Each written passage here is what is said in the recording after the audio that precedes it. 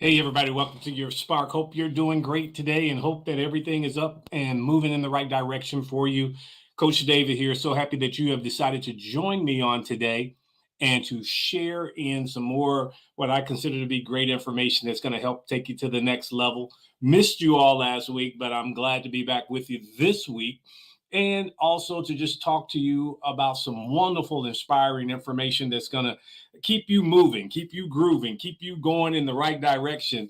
And as you know, 2023 is the year of the imagination, using your imagination for more. And when you do that, and you understand it, then you can stick with it and stay with it. And, no matter what you face, you can use your imagination and take yourself somewhere else and continue to create and manifest in your life. And the truth of the matter is this right here. Everything is already created. We're just now bringing it from a non physical realm into a physical realm. And that's what we do. You use your imagination because the truth of the matter is you use your imagination and you can go there. And if you persist in it and stay with it, great and wonderful things happen in your life. And I want that for you. I want you to have the things that you desire, the things that make you happy. The majority of the time we do stuff simply because we want to be happy. And there's nothing wrong with that. So this is what I always say, just be happy right now. Just make a decision and be happy right now. And when you do that, life becomes so grand. It becomes so good for you. So I'm hoping that on today, as I talk to you about assumptions, and that's what I'm talking to you about, assumptions, that your life is going to become much better because of your assumptions. Now, in the play Hamlet, Shakespeare made a statement. He said, "Assume the virtue if you have it not." Now, that is a powerful statement in particular to what we're talking about today. He said, "Assume the virtue, assume that thing that you, even if you don't have it, assume it." So I asked the question, how do you assume it? What does that mean to excuse me, assume the virtue, even if I have it not. Now, he's not talking about pretending. A lot of times we get into that and people say, well, you're just pretending something. No, that's not what he's saying. He's saying take that and adopt where you want to go, your end result, your desire, adopt that virtue. And then what you do, you act upon it.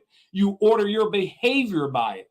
And although you may not feel like it, you may not have that feeling of it, choose the virtue, take it and make it yours. So I just think that's awesome. Assume the virtue if you have it not. Now that word assume means to suppose to be the case even without proof. And a lot of times what we don't have proof. We have everything that contradicts the proof. We don't have any proof, but everything is saying this is not the way it is. But I want to challenge you on today that you can assume the virtue of whatever you desire, even without proof, you can do that. And I'll show you how. See, here's the truth of the matter, and we need to get this down and we need to understand this. The only fate governing your life, my life, is determined by our own concept and our own assumptions. I'm going to say that again. Man is responsible for his life. And if I can get people to get that, I always talk about that you are ultimately responsible for everything that occurs in your life. Ultimately, yes, you are. And a lot of times people just don't want to accept that. They want to blame the government. They want to blame this person or that person, the president and all that. I hear all of that all the time. But the truth of the matter, the only fate governing one's life is determined by your own concepts and assumptions. Okay? So, whatever your situation may be, if you persist in it, then here's what's going to happen. You're going to remain in it. If you don't believe, let me put it like this. This is really good. If you don't believe that you are the person you want to be, then you're going to remain right where you are. Yeah. So what I have to do, that's what Shakespeare was saying in Hamlet, assume this virtue, even if you don't have it, act upon it, adopt that virtue, become that person, adopt it, order your behavior by it. And although you may not feel it initially, go ahead and choose your virtue, take it and make it yours. Now, I think the Bible says it like this. The Bible says, if you remain in your, something about if you stay where you are, then you remain in your sin, then you're cut off. And what it's teaching us, in order to reach our next level, we must assume a higher concept of ourselves. Now, I'm just going to break it down and give you a couple of examples. You will never, ever, never, ever be well if all you focus on is sickness and every disease. You will never, ever lose weight if all you focus on is that you're overweight. You have to assume the virtue. You have to go there. You will never, ever have the finances you need if you just all you focus on is being broke. You have to assume the virtue. Now, I recognize you may be going through something right now in your life. You may be challenged. The money may not be coming in. But if you stay right where you are cut off from ever getting to the next level. And I want to help you get to the next level, because I think it is so critical that we understand that we can go to the next level, even though sixth realm evidence tells us something different. And a lot of times what you got to do, and I shared this with you before, I believe, you have to cut yourself off from your senses. You have to get to a point where all of these things are going on around you. And, it may appear to be the truth, but, or it may appear to be a fact, but you can take the truth and change your facts. And I've done it before, taught other people how to do it before, and I can teach you how to do it too. And the truth of the matter is, if you remain where you are, thinking the same way, acting the same way, you have chose a virtue. You have chose the virtue of where you're at, and consequently, because you have chose that virtue, you've assumed it because you haven't made a determination to make a change. You've assumed that virtue, and you stay there. And so, what I want to challenge you with on today is that you assume the virtue that you desire. Make that yours. Adopt it. Don't pretend, because pretend is out there somewhere. I want you to be that now. And the thing about it, I know it's challenging, but I'm going to walk you through some steps on how you can be there right now. Don't ever, ever let anybody talk you out of your dream. I was sharing with someone on yesterday that your dream is your dream because it's your dream. It's not anybody else's dream. So consequently, because it's not their dream and it's your dream, don't let anybody talk you out of your dream. And a lot of times that's what occurs. And I think they're well-meaning people when they do this. They tell you, face the facts and face reality and all this other kind of stuff. I think they're well-meaning people. I really do. But I also understand this. They're well-meaning and they're wrong. Because the truth of the matter is, you can change your life dynamics by changing the way you think. You can. And all you have to do is make a determination that you're going to begin to think differently, and you be consistent with it and stay with it, and things will be different for you. I've seen this, and what I like to do is show people how.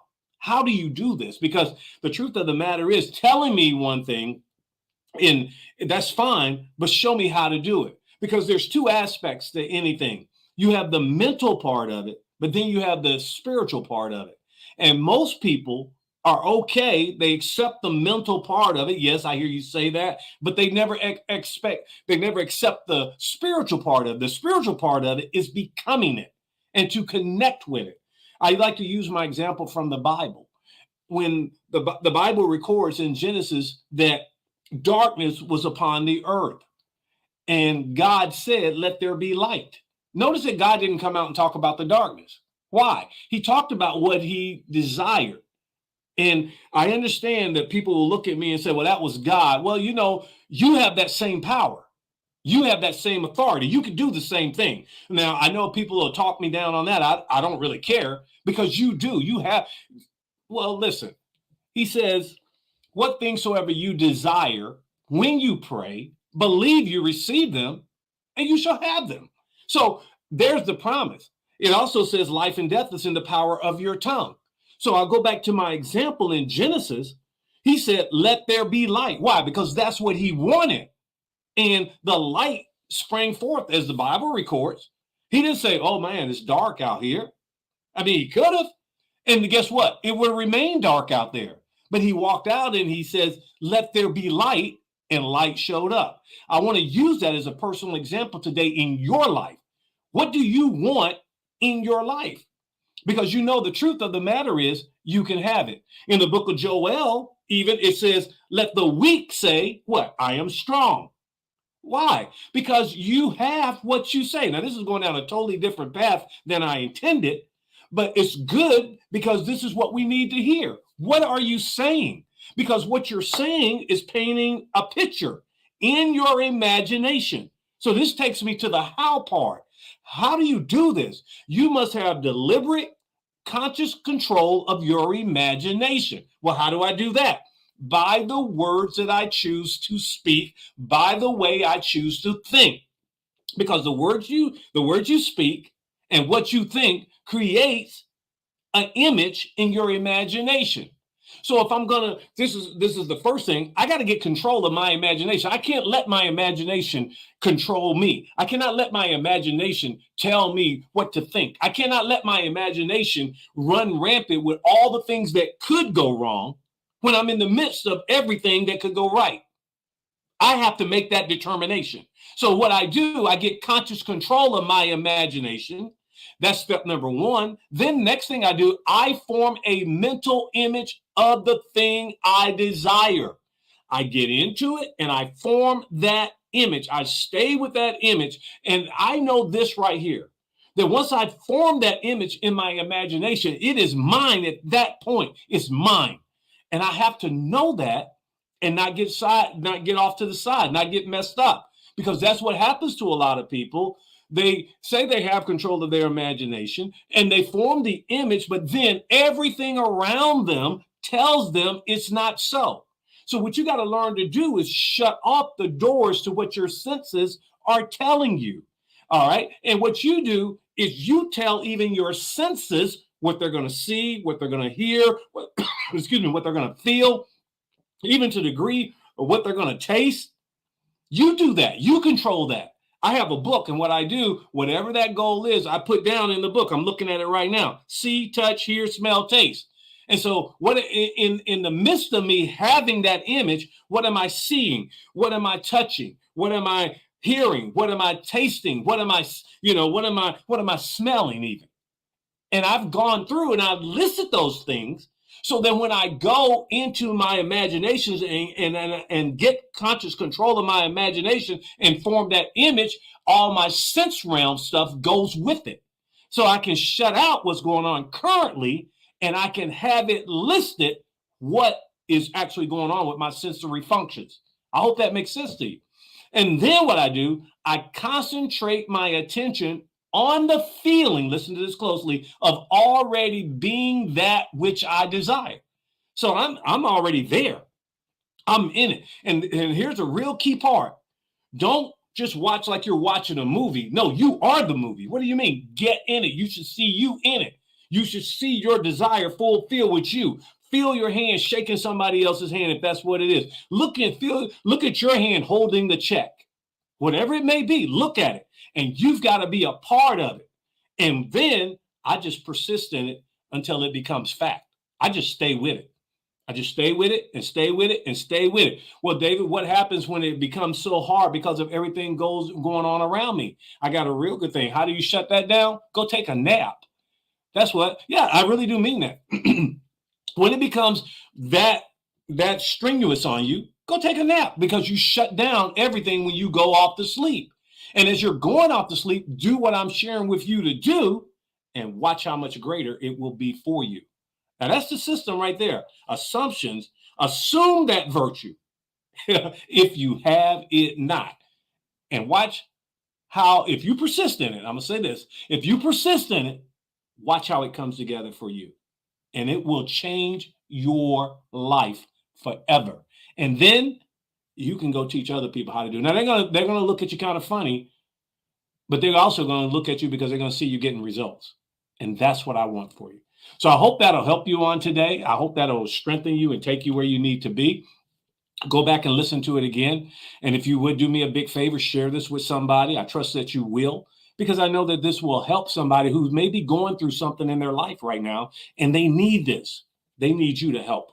So I'm going to get out of here. I will say this right here. I hope that your week is a great week, and I hope that you will apply assuming the virtue if you have it not. And I hope you will share it with somebody else and get it working in your life and in their life, somebody that you love and you care about a whole lot. All right. So you have a great week. I'll talk to you on next week. But remember this right here. You are the architect of your life. And I believe in you. I'll see you next week. Bye.